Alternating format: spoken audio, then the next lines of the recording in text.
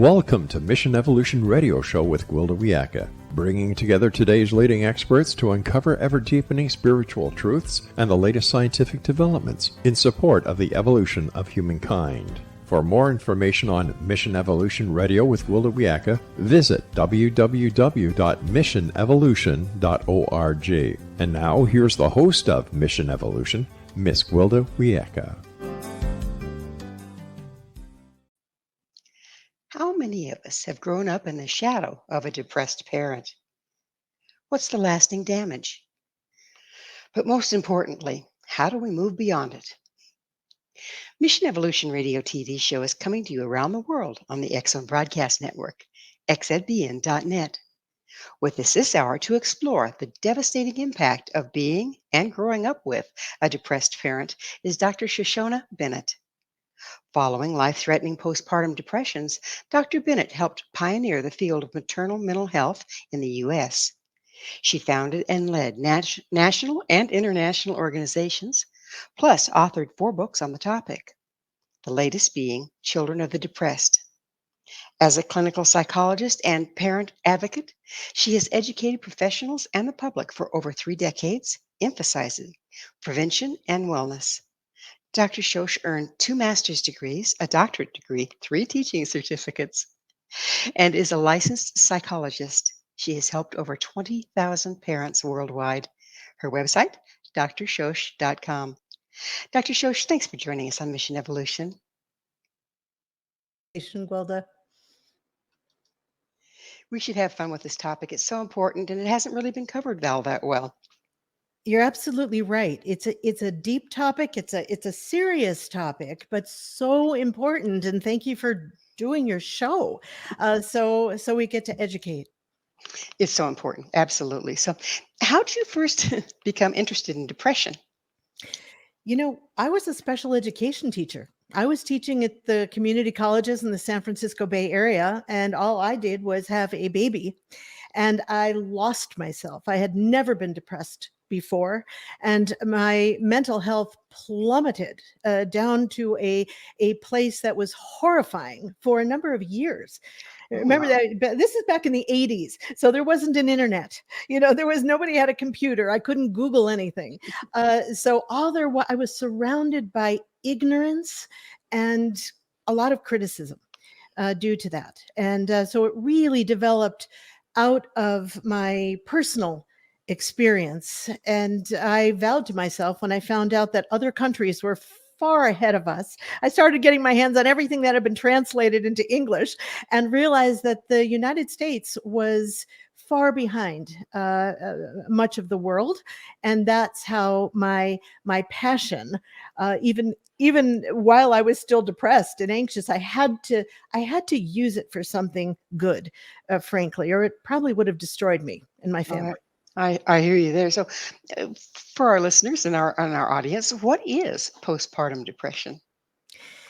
Postpartum depression is, first of all, the most common complication of childbirth, which is a huge statement. It happens to be true. Seriously? Yes, the most common complication of childbirth. It is a disorder, meaning it goes over the line from the very normal baby blues into something that really needs professional intervention, not necessarily medication, but we can get into all that if you're interested later.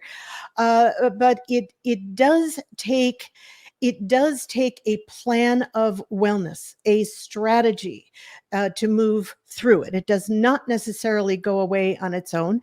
And we're talking about 1 in 7 new moms and about 1 in 10 dads experience postpartum depression.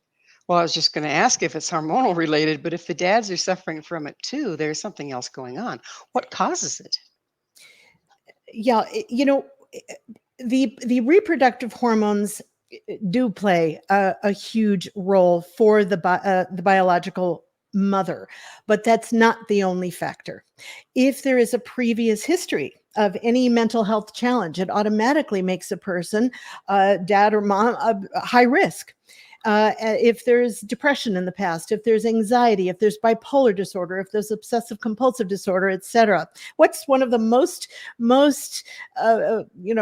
stressful events in a couple's life it's bringing a baby home. So whatever's hanging around in the genes, this is when it's going to surface during the perinatal period, both during either or both pregnancy or the first year postpartum. It seems like, in our society, having a baby is a wonderful event, and all the joys and all the cutesy stuff is really emphasized. Yeah. But then there's the long nights where you're awake, and just the whole thing. Particularly if you have a child that has, say, colic or something. I mean, it's so stressful. Why do you suppose that's kind of brushed over, and we're supposed to focus on the joy, happy, happy, joy, joy? Doesn't that play in here? You bet it does. Often when I'm working with clients, I will focus first on helping them throw out the myths of motherhood, myths of parenthood. One of them is my body will regulate to sleep deprivation. No, it doesn't. And it can cause depression and other problems. I'm really glad you mentioned sleep deprivation. You're right. I mean, again, the myth is this is supposed to be the happiest time in our lives. I'm not saying that some parents don't experience that. Sometimes they do, and that's lovely. But it's the expectation that gets us in trouble, because often it does not feel like that. This can be the toughest time or one of the toughest periods in our lives. That's when the feelings of failure, inadequacy, guilt, all that stuff can take over. And again, often once we clear out those myths, and parents feel a lot more normal as to, wow, this doesn't have to be the happiest time. The happiest time can come later after the adjustment period. Often that's all that it takes. But the myths stand between us and that, and we start beating ourselves, oh, I should be a better parent. I shouldn't be so upset about this. Right. Yeah. So there was one thing that I'm, of course, a mother, and I decided that every time you got pregnant, you developed a new organ, and it was called the guilt organ. Okay. And furthermore, every time you got pregnant, you got another one, but they never went away. Mm. What causes the guilt associated with parenting? I'm not a big believer in guilt. I will tell you right now. And I think it's actually avoidable. At least it's treatable. My goal for the people I work with is to be free from guilt. Look, if there's something that one needs to take responsibility for, that's something completely different, right? You step up, you take care of it, you fix it, and you move on. But guilt is taught. Guilt is not a natural emotion. It's a way to manipulate and control, period. I mean, Absolutely. Yeah. churches do it, parents do it, teachers do it, people in authority do it. But it's not helpful. To me, if there's something that needs to be fixed, skip the I'm a bad person, I'm a bad parent, in this case, stuff, and go right to what can I do to making it better. Often new parents, especially new mothers, equate the intensity of their guilt with love. Guilt and love are not the same thing. Yeah, that's a good point. Right? Because one, for instance, is taking care of oneself, doing self-nurture stuff, taking regular breaks, as they should do, to prevent depletion and burnout. Often there's guilt coming up, like, my needs shouldn't matter anymore. That's another very damaging myth. You asked me about myths. It should all be about the baby now, So I help them throw the guilt out and teach them this is the most loving thing you can possibly do for your family, to make sure you are healthy, grounded, happy. That is the greatest gift you can give your entire family. That's something to be proud of, not to be guilty about. So, what are the treatments for postpartum? I'm sure it's changed since the 80s. It kind of goes through phases of what's the most effective treatment. But what are the treatments for postpartum depression? I'll answer the question starting out with, there's no cookie cutter approach. In other words, every parent has their own set of factors. I mean, we're all different. We're individuals. So there's a set of things that need to be looked at first, but then it's very individualized as to what the other puzzle pieces might be. Certainly we are looking at the hormonal aspect, especially with mothers. We are making sure the myths of parenthood are out of there. We're looking at sleep at night, and I emphasize at night, lengthening the amount of time, uninterrupted nighttime sleep. That can make a huge difference. Sometimes that's the only thing that needs to be done. So figuring out ways to lengthen those chunks of time, even for breastfeeding moms. We're looking at exercise. We're looking at nutrition. I mean, there are specific combinations of foods that are fabulous for mental health during this period of time. We're looking at taking regular breaks, as recurring events every week. So there's, when your next respite time is coming, right? I mean, when you think about when we go to work outside the home, and you can look at the clock and you're having a hard day and you go, okay, I can hang on for the next hour and a half and then I'm out of here, right? It can stop you from snapping at the next person who comes over to your desk. Well, parenting is going to be a burnout unless you know that when your next break is coming. This can be the most challenging time, of your life, the toughest job possible. Medication is also used often when especially when one has had a history of depression or other mental health disorder, and they're already on medication. It can be continued because, again, if anything's going to show up or get worse during this time. Well, we're out of time. We're out of time in this segment. We'll have to pick up on this topic on the other side of a short break. Dr. Shosh and I will return very shortly, so don't you go away. This is Mission Evolution, www.missionevolution.org.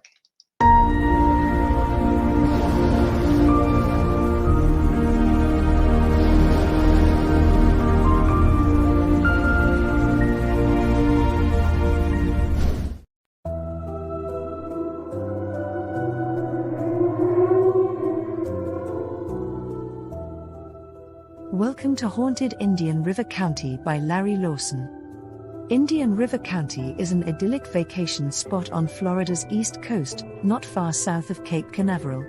Known as part of the state's famed Treasure Coast, many are unaware of the deep and fascinating history this area played in the development of the Sunshine State. Also lost among its visitors and residents are the chilling stories of the hauntings that accompany this rich history. It is here that a man named Waldo still looks after his family and properties 6 decades after his death. Or a retired preacher is seen digging up his hidden treasure days after he died. Larry Lawson spent more than 40 years in the law enforcement and criminal justice education profession. He holds a Bachelor of Science degree from Nova Southeastern University and a master's degree in public administration from Troy State University. He serves on the board of directors of the Indian River County Historical Society, is the director of the Florida Bureau of Paranormal Investigation, and is the owner of Indian River Hauntings, LLC, where he provides historical and paranormal tours and events. He has been actively researching the history and paranormal legends of the Treasure Coast of Florida since 2010. Larry is currently the host of Paranormal Stakeout radio TV show on the Exozone Broadcast Network and the past host of Encounters with the Other Side on WPSL Radio in Fort Pierce, Florida. Pre-order your copy of Haunted Indian River County by Larry Lawson on Amazon.com today.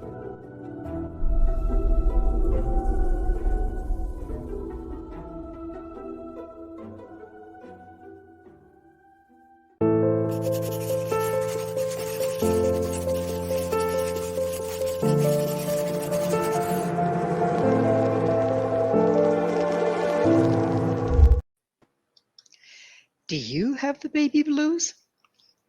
With us this hour discussing postpartum depression is the author of Children of the Depressed, Dr. Shoshana Bennett. Dr. Shosh, we were talking about different treatments and different causing factors for postpartum depression. And I wanted to bring up breastfeeding. Okay. Because there's a lot of hormonal stuff that goes on when you're breastfeeding. Yes. And if you have to interrupt breastfeeding, or if you, for some reason, don't breastfeed, whatever, does that impact the hormonal balances and therefore the depression? It's very individual. There's not a general way to answer that. Sometimes, yes. But often, women are thinking, well, I'll give up the breastfeeding or the pumping, and then I'll get, that'll cure me. Not necessarily. And also, just I would think it'd warning. be the other way around, quite Well, frankly. But well, sometimes yes, especially when the ceasing of the breastfeeding is done too quickly, it can really throw somebody into a greater depression or anxiety situation. So again, you want to be working with a team. This is a specialty. It's not good enough just to go to any excellent therapist or MD. You really want to work with a perinatal specialist who can help you come up with a plan. Sometimes women give up breastfeeding, to answer your question. And as we're saying, that is not what happens. And then they're sad about stopping and right. So again, it's very individual and how the system works. Treatment we were starting to talk about there are also alternative treatments of all kinds, complementary treatments. So often, speaking of breastfeeding, women are afraid to go get some help, thinking they're just going to stick me on an antidepressant and I'm breastfeeding. I don't want to do that. So I just want your audience to know that often with a comprehensive plan of wellness, a great strategy, because the whole answer never comes out of a bottle anyway, right? If a doctor's going to prescribe an antidepressant, for instance, they should also prescribe a perinatal therapist. It's not enough, but often medication is not needed. Not that there's anything wrong with it if one needs it for wellness, but I just wanted to put that out there, that there are different therapies along with the psychoeducation and explanations and the natural, the sleep, exercise, nutrition, breaks, et cetera, that can help her get to 100% wellness. That's what we're going for, 100%. so you said something that perked my interest, and that was perinatal therapist. Is Yes. that an actual field now, and is there an education in it for people? Yes, there is. Yes. Postpartum Support International, one of the organizations I was president of a number of years ago, they have an excellent training program. I do other trainings, which one can take a look at if they wish. But yes, this is a specialty. So even if you're going to if a mom goes to a therapist who specializes in women's health, it's not enough. So you really want to focus on a perinatal mental health specialist. Yes. That makes sense because it's such a complicated issue. Yes. Yeah, yeah, you get the guilt, whether you want it or not, is mixed in there, and feelings of failure, and this isn't what I thought I signed up for, and on it goes. On top of whatever imbalance is causing the depression to start out with. Exactly. Maybe there's a loss. I mean, sometimes there is a miscarriage. All the body knows is that the pregnancy ended. And by the way, anything that can happen postpartum can happen during pregnancy. But right now, talking about postpartum, the perinatal specialist would be able to handle that type of issue. Sometimes it's not all about grief. The system itself, the biology can change, and one can be in a depression that's separate from the grief following perinatal loss, if that all makes sense. It does, it does, and I don't know, losing a child at any point is absolutely devastating.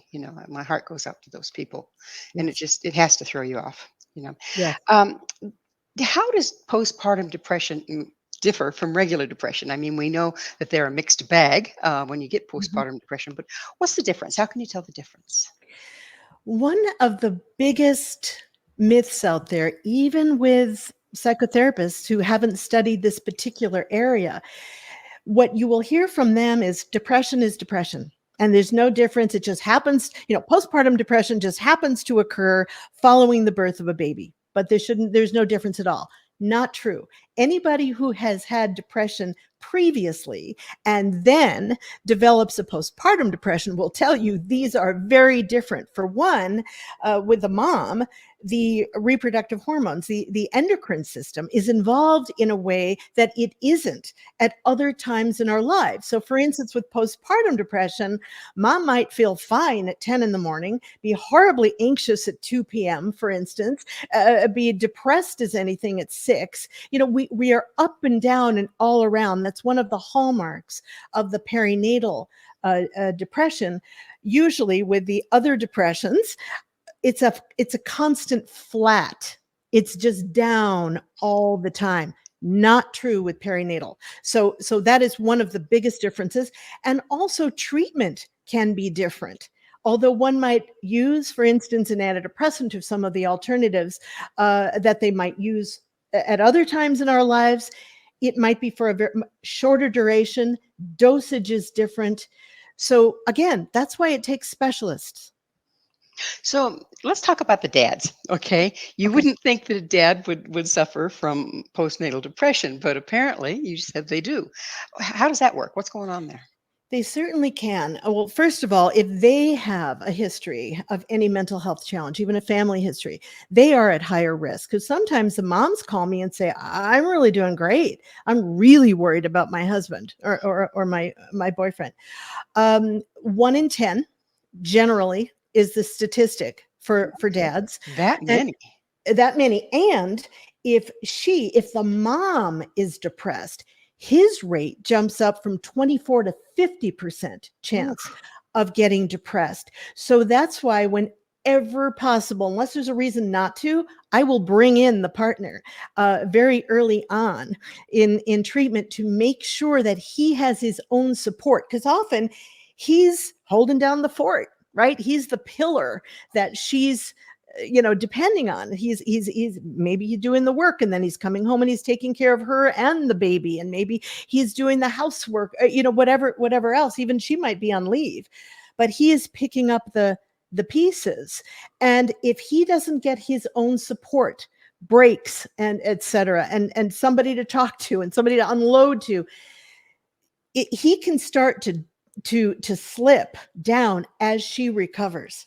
So we want to make sure, because he's holding it together. So she's recovering, and then he goes, "Oh my God," and everything starts to deteriorate. So for all kinds of reasons, dads need support. Look, they've just become a new parent too.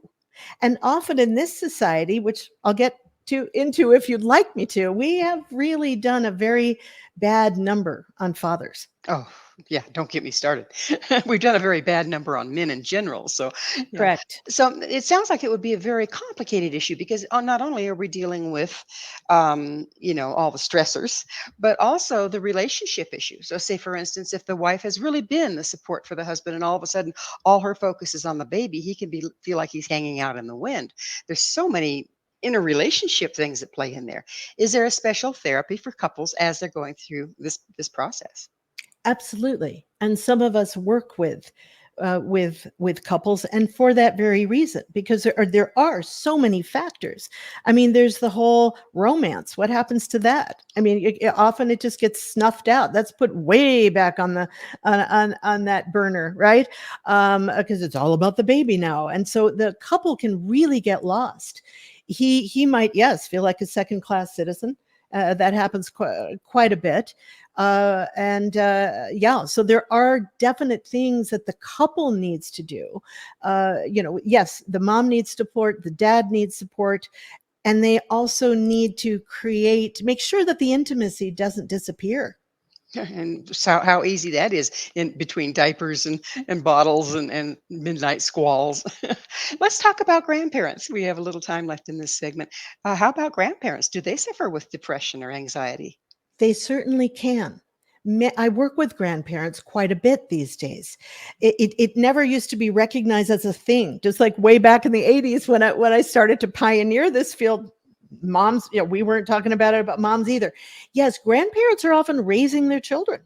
raising their grandchildren, right? I know. Often that is the situation, or at least they're doing a lot of caretaking. It's very interesting what happened when my daughter became pregnant. When she became pregnant, I started to get some of the perinatal OCD symptoms back. Was it biochemical? No, I wasn't the pregnant one, but it was very interesting what got rekindled. It was fascinating. I was watching. I was just kind of watching. As a researcher and as a psychologist, but at the same time as the grandparent going through it. So there that is a fascinating and emerging new field. Well, we're about out of time in this segment, but I can certainly see how that might happen. And particularly in your case, when you had such a horrific time with it, it's like PTSD, every stage your daughter goes through, because you're so connected anyway, probably brings up the trauma that you suffered at the same point. Correct. Yes. Just amazing. Just amazing. And the same, you don't have to medicate grandparents as a rule, but don't they need therapy and support? Definitely support. I'm a big believer, of course, in working with the right therapist. I'm very, we in the field are very wellness oriented. At least we should be, and not disorder. Yes, you need to be educated about it, but it's about producing results. Absolutely. So learning about what's going on and then moving forward. It is that time for another station break. Dr. Shosh and I will be right back to continue this discussion. You stay right there. This is Mission Evolution, www.missionevolution.org.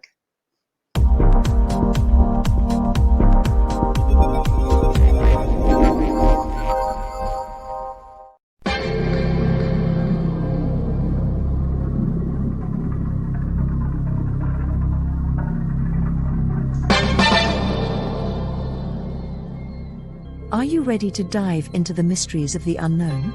Tune into the electrifying X-Zone radio TV show hosted by the one and only Rob McConnell. I'm Rob McConnell, and get ready for a mind-bending journey through the unexplained phenomenon that surrounds us all. From UFO encounters to cryptids, ghosts, and everything in between, we've got it covered here in the X-Zone.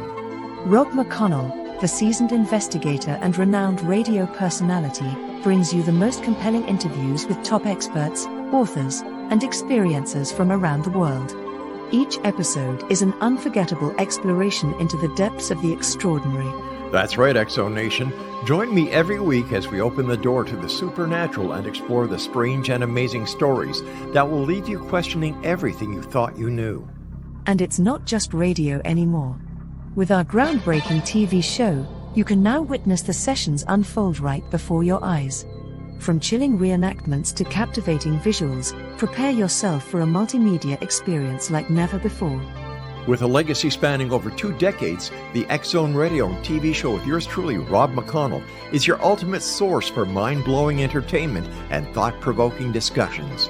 Join our growing community of truth seekers as we continue to unlock the world's mysteries. So, why wait? Step into the X-Zone and embark on a journey that will challenge your beliefs, ignite your curiosity, and keep you on the edge of your seat. Remember, X-Zone Nation, the truth is out there, and it's waiting for you right here on the X-Zone Radio and TV show with yours truly, Rob McConnell. Don't miss a minute of the action.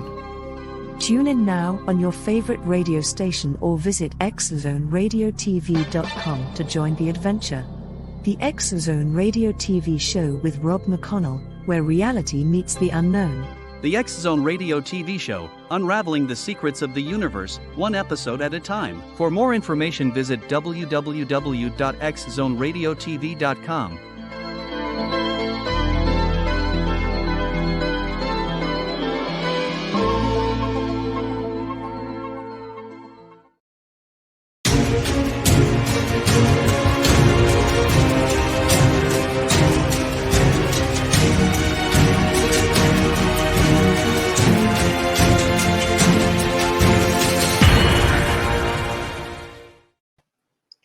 Do you feel trapped? This is Mission Evolution, missionevolution.org. With us discussing parental guilt and feeling trapped is Dr. SHOSHANA Bennett. Her website, drshosh.com. Dr. Shosh, When you are around someone that's being difficult or making you feel trapped and uptight, in normal situations, you always have the option of walking away. With an infant, not so much. Is it normal to feel trapped when you're going through tough times with your infant, like colic or restlessness or waking up a lot at night? Every parent is going to feel some of that. And definitely with an infant who is higher needs, we'll put it, can that be more challenging? Absolutely. And what the parent needs to know is that a feeling is just a feeling. It doesn't make you a bad parent. So if sometimes you have a feeling of, I don't want to be this person or this person's mom or dad, just get me out of here. I'll pick it up when it's 5 years old. Those kinds of feelings.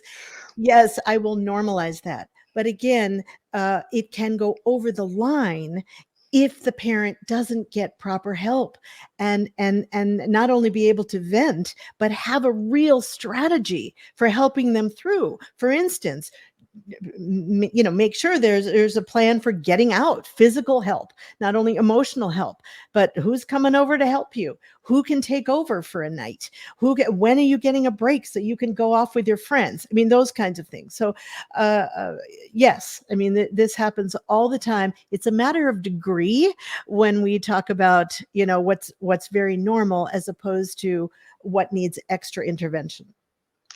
Speaking of intervention, um, some people can get so pushed that suddenly abusive behavior starts to become an issue. How can you tell that that's going to be a risk, and what are your options there? Mm. You mean abuse towards children? Yeah, absolutely. Okay, because often in those situations, not always, there's a lot of tension with the parents, with the caretakers also, and it can kind of spill over onto the kid. Most definitely, there needs to be a community around parents. Always, actually, there need to be people that you can count on. So again, to prevent burnout, because often with burnout and depletion or extra anxiety because of it, that's when we go over that line and start dropping that kid a little too hard into the crib. That isn't necessarily abuse, but It's getting there. that's a signal, right? It's Mhm. a signal. Let it be, rather than going into guilt when you start to feel those feelings, say, okay, I got a sign. I really need to get some help. So don't waste time beating yourself up. Just know that this can happen to anybody, and we need to prevent it from going any further, and you reach out as fast as you can. Again, I'm a big one for perinatal therapists, because they understand this stuff, I think, better than most. And but you need a community. Don't suffer in silence, or your entire family, not just the kids, will suffer. So, also, we were talking about triggers, and unfortunately, there's a number of people that were abused as infants, but of course don't remember it. But then that gets triggered when their own infant is on the scene. Yes. What can you tell us about that? Yes.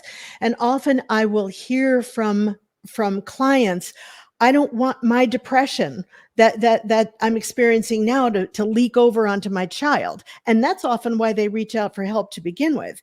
What I help them do is focus on their wellness, because you don't have to worry about what's going to be modeled to the child if you are well. So I'm saying you are the focus, not your kid. Well, of course, you're taking care of your child and doing what needs to be done, but you need to work on, I tell them, your own. I will help you work on whatever's coming up, whatever unhealed stuff, whatever raw stuff is coming up for you.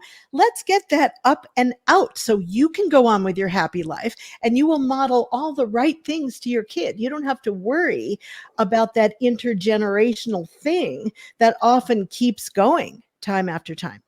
And there's nothing like children to trigger it, is there? I mean, they know And every button. it's true. And although, when somebody is in the middle of a crisis, they don't like to hear, oh, this is an opportunity for you. It is. I mean, obviously we have the utmost compassion, and nobody knows this better than I, frankly. I was very close to again, never having experienced this before. The thoughts that were going through my mind were horrifying. It's like, what kind of a mother would be thinking these things? Because again, there was no education.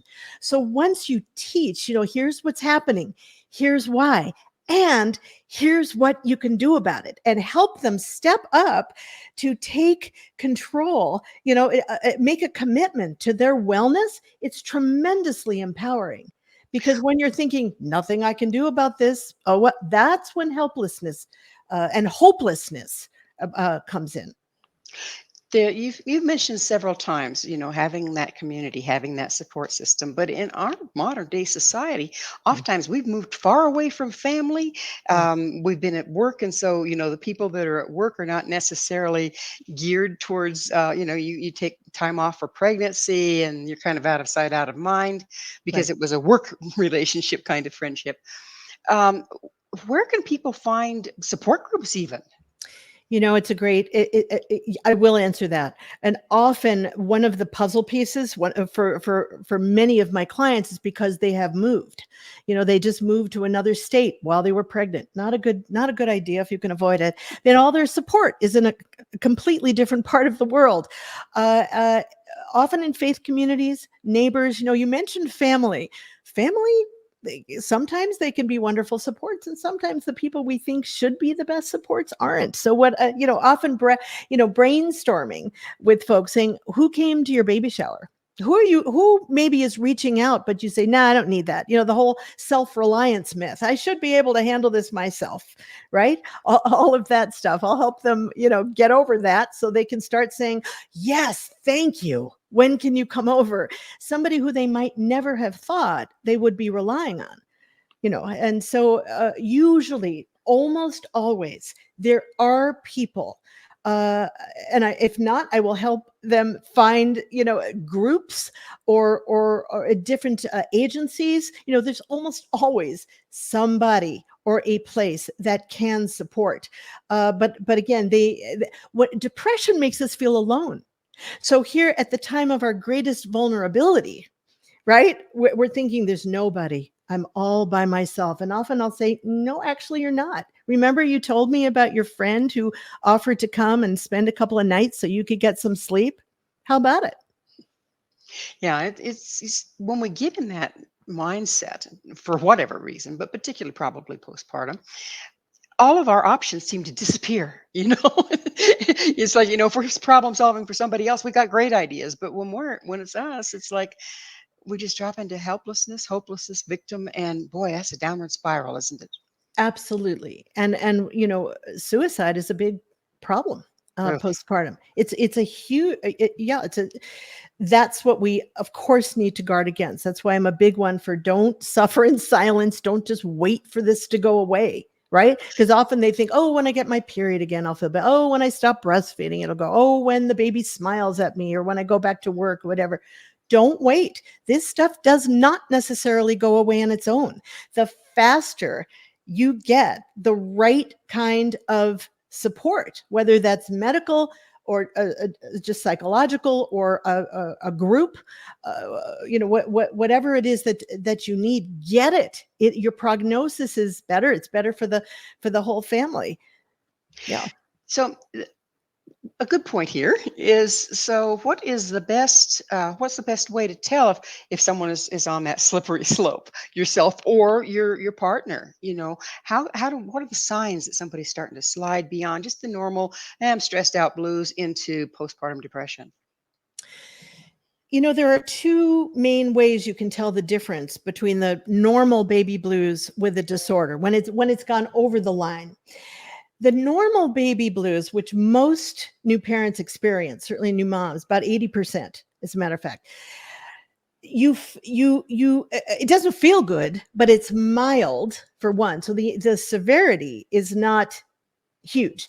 It's mild and it goes away. It should be gone by about 2 weeks or 3 weeks at the outset postpartum. So those are the two main ways. If you're feeling like I did, once that placenta was delivered, I plummeted. It overlapped the baby blues time, but it was severe. Then you don't wait. You don't wait. You reach out for help right away. Um, uh, or if the baby blues doesn't go away and it spirals into something more severe. So again, it's the time, it's the duration and the severity that we're looking at. And again, you go for the specialized help. So sometimes when this is happening, just going to a regular new parents group really isn't enough. You need that specialized help again. And we're about out of time in this segment, but aren't mothers, first time parents, more prone to let it slide, not realize what's going on? Often, but not necessarily. Postpartum depression can happen after the birth of any of the children. So she might not have had postpartum depression the first 3 times, but on her fourth, she has a very bad situation. So this can happen at any time. That's why we need to educate all people who are ready for childbearing, even if they're not even pregnant yet. We It should be educate, so that you can tell what's normal and what's over that line when you should reach out. part of the childbirth classes. You So bet. it's time for that station break. So please stay with us as Dr. Shosh and I continue to explore depression and its impact on both adults and their children. This is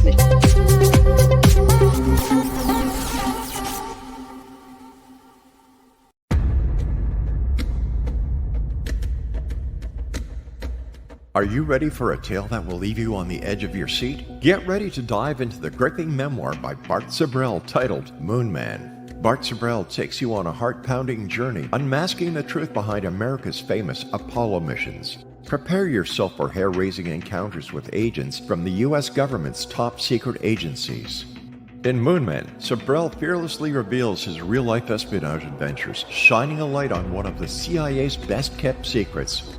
Brace yourself for shocking revelations, including Sibrel's discovery of privately recorded audio exposing an Apollo astronaut's chilling plot, a plot orchestrated by the CIA. That's right. As Sibrel unveils this groundbreaking evidence, it becomes clear that there is much more to the Apollo missions than meets the eye. Could it be that we've been deceived all along? Moon Man is a gripping page-turner that challenges everything you thought you knew. It's a mind-bending journey into the unknown, where the line between truth and fiction becomes blurred. Don't miss this opportunity to uncover the secrets hidden for decades. Let your curiosity guide you as you join Bart Sibrel on his quest to find the truth. Moon Man, available now at Sibrel.com. That's Sibrel.com. Prepare to have your beliefs shaken to the very core.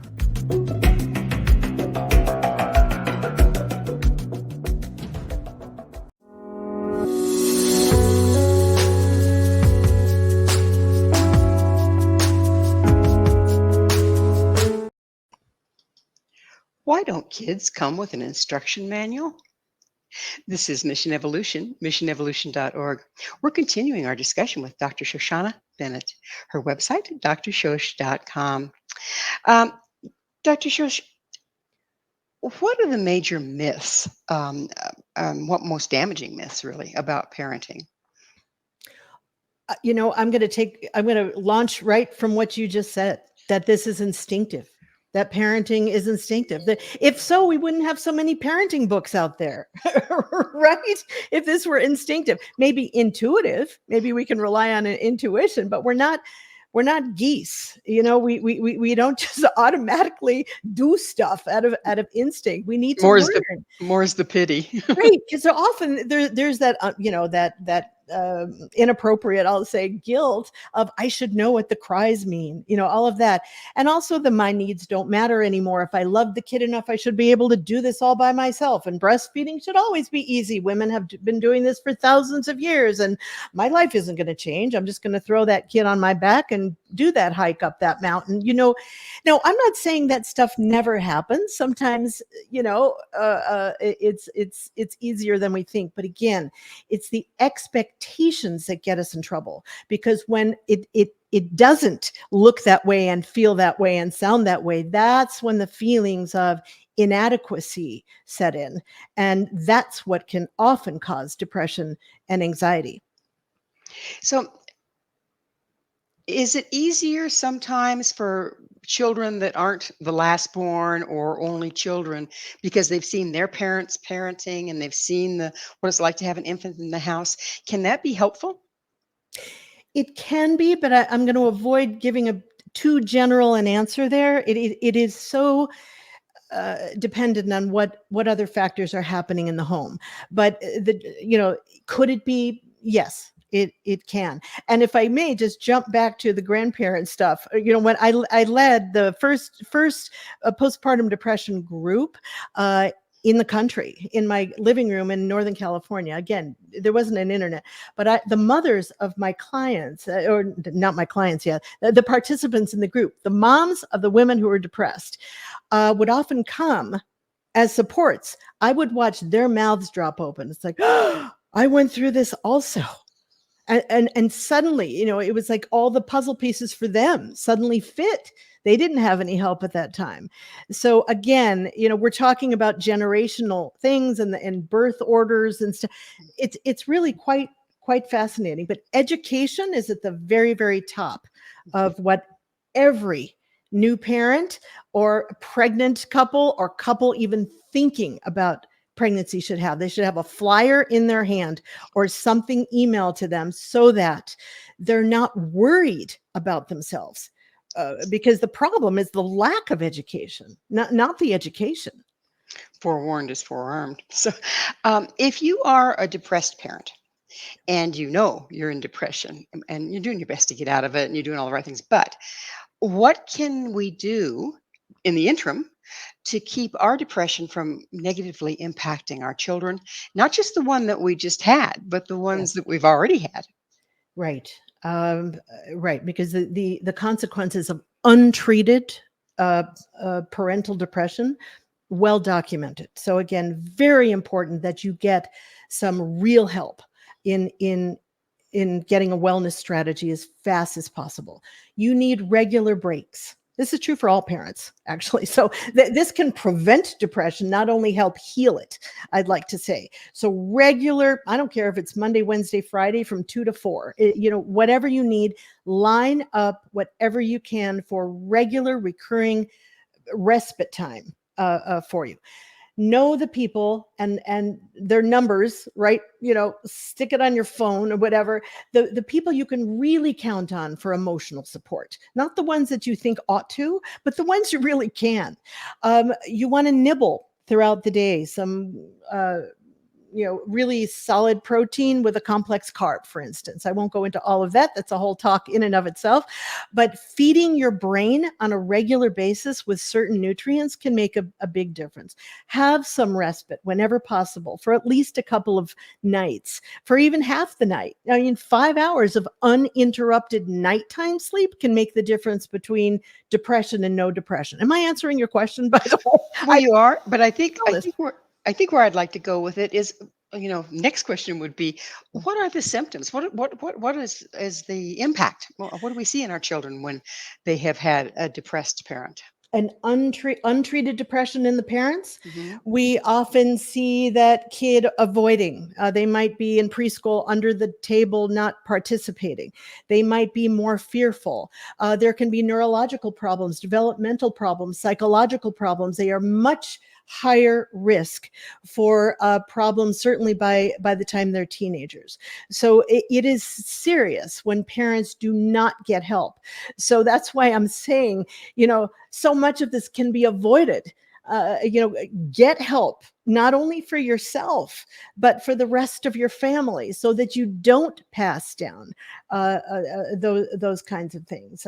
But yes, it makes the risk for the children in all areas, learning problems, all kinds of issues. So you can help avoid those by focusing on you getting well. So it's that time of the show, Dr. Shosh, when I get to ask, what's your mission? Oh, definitely for parents never to go through what my family did way back. So to be able to launch yourselves in as healthy way as possible, and to take care of yourselves, physically, emotionally, spiritually, intellectually, because the happy and healthy parents will be raising happy and healthy children moving forward. So, from the descriptions that you gave me of children, what the signs and symptoms and damage you see in children that have had untreated depressed parents, it sounds like it's almost kind of parallel with abandonment issues, like the parent just isn't there for them. Yes, their bodies might be there, but emotionally, I mean, I will tell you that one of the main passions is watching out for the children. I teach early childhood development and have for many, many years. One of my children developed a disorder, an attachment disorder, Mm. because physically I was there, emotionally I wasn't. I could barely get eye contact with her. So again, one of my biggest passions is taking care of the parents so the kids will be okay. If you are a parent and you're in depression and you know all signs, you're trying to work through it, but you're still there, what are the steps you can take with your child or your children Mhm. to mitigate the damage? And again, this is with them getting professional help. Yes, for Along sure. with that, sometimes massage, infant massage, so that it builds in the touch can be wonderful, and different kinds of parent-child activities, not just physical, but music classes where you can really start to enjoy your children, because often with depression there is no enjoyment, so to nurture those kinds of activities, sometimes actually a developmental psychologist can help that relationship. I know it took years to put our family back together. This can wreak havoc on marriages, which also can affect the child, of course. So it's not just parent-child. It's the couple relationship needs to be well as well. But again, there are various activities and things one can do during the day. Very simple things. Yoga classes with kids. I mean, all kinds of things can really help the feelings of nurturing the bonding that sometimes depression can really not necessarily prevent, but deter. There's things like, and this has been around for a while, mom taught swim. There's a perfect example of something that you could do. Exactly It right. involves hanging on to your baby, but it involves a Right. new experience. We could stir Yes. the mother up, and Yes. there are things, but And again, exercise, we can help her endorphins. It's not going to hurt anything. It might not be all she needs, but it's sure not going to hurt. And maybe for that half-hour class and 20 minutes later, she's feeling better. I'll take it. if we do those little things that Yeah. bring us out even just for a little while, does it help us gain perspective? It can, because even if you get what I call windows, even a few seconds or a couple of minutes, and well, as we get better, our windows expand. But even just at the beginning, a little flash of, ooh, maybe I can do this. Maybe this isn't so bad. Maybe, oh, she really looks cute. Those kind of windows, those flashes of normalcy and enjoyment, that can give hope. And it's that we want to build in. Sometimes my clients need to rely on my hope, my perspective, until they can see for themselves. They don't have to take my word for it anymore. Those windows, they've got the windows for themselves. They're proving it to themselves, and then they launch forward. Again, that perspective, wherever it comes from, isn't that really, really important? Absolutely. It's so important. Well, we're just about out of time altogether. But thank you. I mean, it's to me, it's just phenomenal what you've managed to achieve from your own devastation and devastating experience with postpartum depression. And you serve as a beautiful example for people to take their pain and transfer it into healing for many, many people. So thank you so much for what you do and what you've brought. Thank you, Gwilda, so much. Dr. Shosh has been our guest this hour. She's a pioneer in the field of maternal health and author of 4 books, including Children of the Depressed. You can find out more about Dr. Shosh, where you can find her books and all she has to offer by visiting her website, drshosh.com. This has been Mission Evolution with Gwilda Wiyaka. For more information or to enjoy our past archived episodes, visit www.missionevolution.org. But most importantly, please be sure to tune in wherever you found us next time as we continue this mission, bringing information, resources, and support to our rapidly evolving world.